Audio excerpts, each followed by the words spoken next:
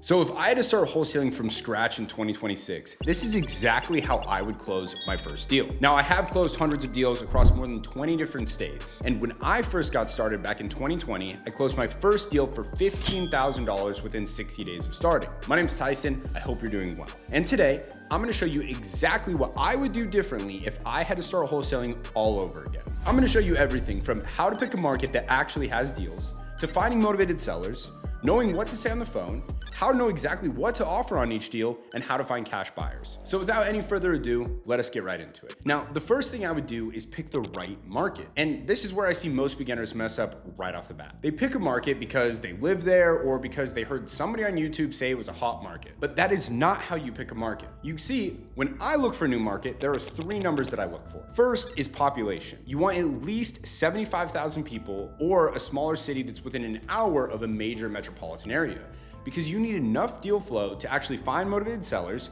and you need cash buyers in the area who are actively buying. Now, second is the median sales price. You want this to be above $125,000. And that matters because your assignment fee is roughly 10% of the median sale price in any market. So if the median sale price is $200,000, you're looking at possibly making $20,000 deals. If it's only $100,000, you're looking at $10,000 deals for the same amount of work. But keep in mind, this is just a rule of thumb. It's not a concrete rule. And third is the average days on market. You usually want this under 30 days. This tells you that properties are actually moving, because if houses are sitting for 60 or 90 days, that's a slow market where deals drag on forever and buyers are going to be harder to find and they're going to want deals at cheaper prices. You can find all of this information on platforms like Redfin or Zillow, and they can show you these stats city by city. And quick tip, if you're just starting out, avoid the super competitive markets like LA, San Diego, or New York. While these markets are great for making money, it's where all the top dog wholesalers play, and it's much more competitive, and marketing costs are gonna be so much more expensive, so it's best to just start out somewhere else. Look at a Sunbelt market like Texas, Florida, Georgia, Arizona, Tennessee, or Ohio. These have strong investor activity with plenty of cash buyers. Now, once you find a market that hits all three numbers, you're ready for the next step. The title company handles all the paperwork and money when you close a deal. They make sure that the seller gets paid, you get paid, and the buyer gets the property with clean title. But not every title company works with wholesalers. So you need to find one that does. And you do that by first searching title company plus the market you're in on Google.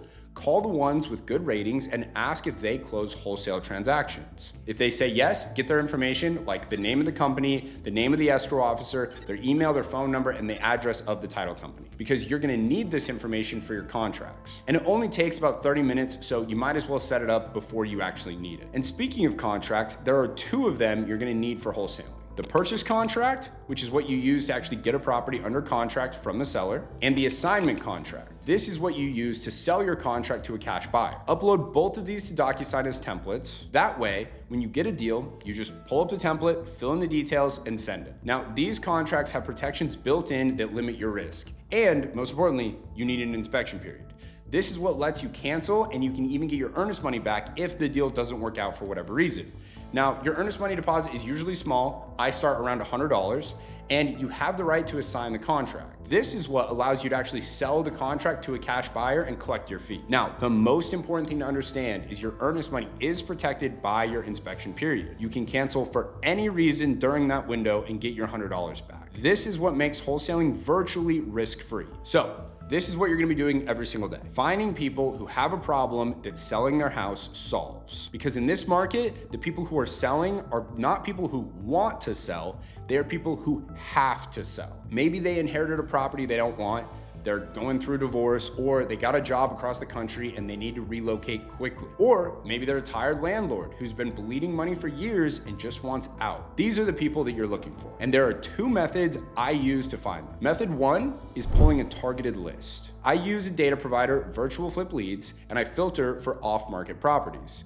Single family residential, owned by an individual, not an LLC, at least 7 years of ownership, so they have equity built up, and at least 35% equity, so there's room for a deal. Then I skip trace the list to get the phone numbers and I start calling. Now, method two is more of like a low-hanging fruit situation where you can do this before you start cold calling, and you basically just spend about 15 minutes checking three places. Number one, Craigslist real estate for sale, where I just look for older, outdated properties. Number two, Facebook Marketplace, same thing. And third is Zillow for sale by owner. I filter by owner posted only, and I look for listings that have been sitting for the longest. These are people who have already raised their hand saying, yeah, I want to sell. They are further along in the process and they're often easier to close. I check these every single day, and you can find real deals this way. Now, everything you've done so far means nothing if you fumble the seller call. And this is where 90% of beginners lose the deal before they even make an offer. So here's what I do on every single call. And there are 5 parts to this. Part 1 is the introduction. Here is where you just need to keep it simple. I confirm their name, I tell them mine, I let them know I'm calling about a potential cash offer on their property. I tell them the call is gonna take about 5 to 10 minutes and that one of 2 things will happen. And I like to say that either I'm gonna make them an offer or they're never gonna hear from me again, just to kind of loosen up the conversation a bit. Then I confirm that they actually have time to talk. Part 2 is motivation. And this is arguably the most important part of the call because you need to understand why they want to sell their property. So I ask them, hey, catch me up to speed. Why have you been thinking about selling this property? Then I shut up and I let them talk, because the longer they talk about why they want to sell, the more they're convincing themselves that they need to sell. So I keep them going with just as many follow-up questions as I possibly can. I get curious about their situation. How long has this been going on? What have you tried to do about it? And once I feel like I fully understand the situation, I summarize it back to them and confirm that I actually got it right. Now, part 3 is condition of the property.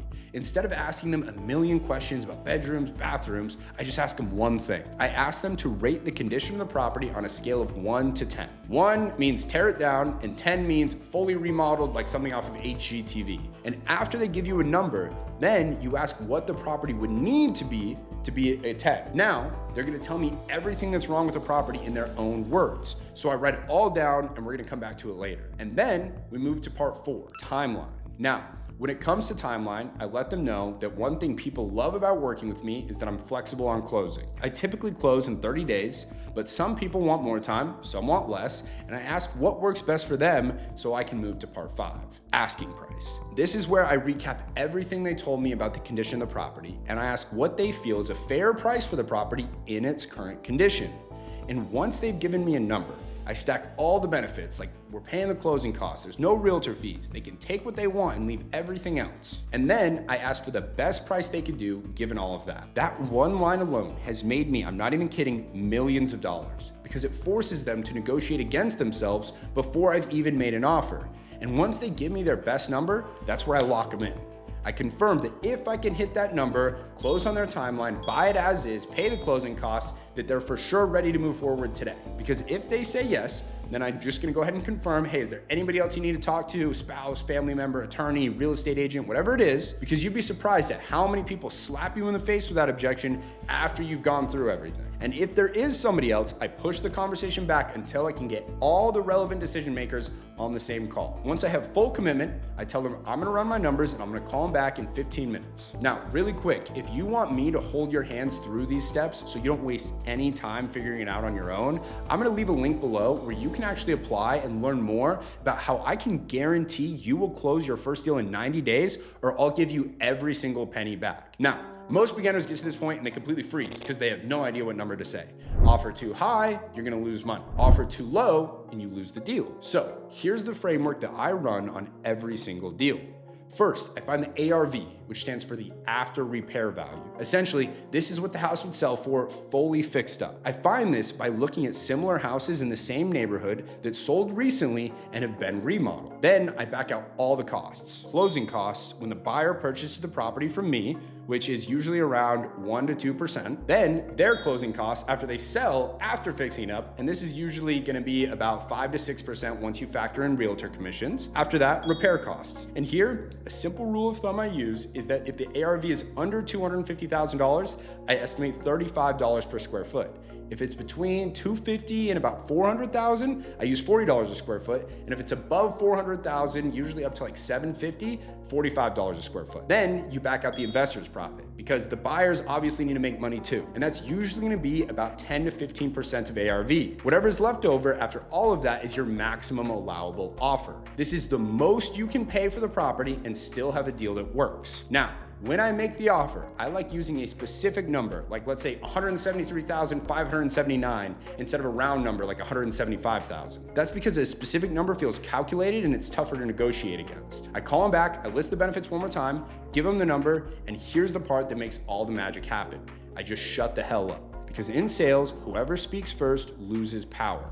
If they push back, I'm just showing them the equation. And then when I negotiate, I move in inches, not miles. So if they want more, I do not jump to my max. I come back with a small increase, make them feel like they've won something. Once we agree on a number, I keep them on the phone while I send them the contract and I walk them through every single page. I never let them review it alone because that's how you can lose deals you've already won. Now, once the contract is signed, you need a cash buyer who's actually gonna close. And there are a couple of different methods you can go about doing this, but I usually prefer two, especially for beginners. Method one, Facebook groups. I search real estate investors plus my market name. I join every group that comes up. I post my deal. I include the zip code, bed and bath count, square footage, ARV, and my asking price. But I do not post the full address because if they want some more details, I tell them to message me and we have a conversation so I can confirm that they're really a buyer and not somebody who's just gonna waste my time. Method two is building a cash buyer list. So in order to do this, I pull a list of people who've purchased properties in cash in my market in the last 12 months,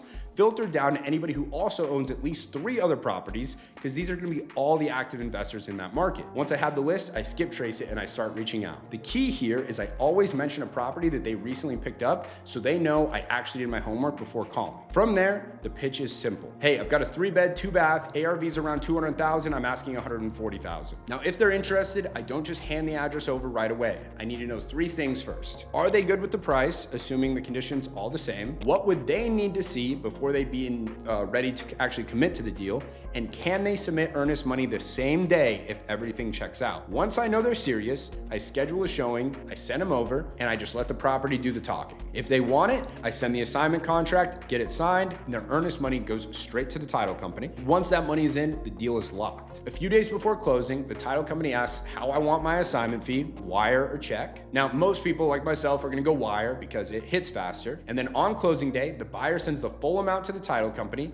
They handle everything. They pay off any mortgages, send the seller their cut, send me my fee, and transfer the property to the end buyer. The money hits my account and I'm already on to the next deal. So that is the full process from start to finish. And by the way, this is the same system I used to close my first deal in 60 days, and it still works today. Now, you have to understand that just like anything in life, your first few offers are going to be the hardest because you don't have that much experience. You might know exactly what to say, but when you're on the phone with a real seller and real money is on the line, everything feels different. You might second guess your numbers. You might hesitate on the close or not know if you're about to land the deal and just end up making a fool of yourself. And that's exactly why I created Virtual Flip Formula, where I walk you through every single step until you close your first deal. You get the scripts, the contracts, the call frameworks, direct access to me and my team when you get stuck. And the cherry on top is that we guarantee you'll close a deal within 90 days or we will give you 100% of your money back. So if you want to shortcut the learning curve and have somebody in your corner the whole way,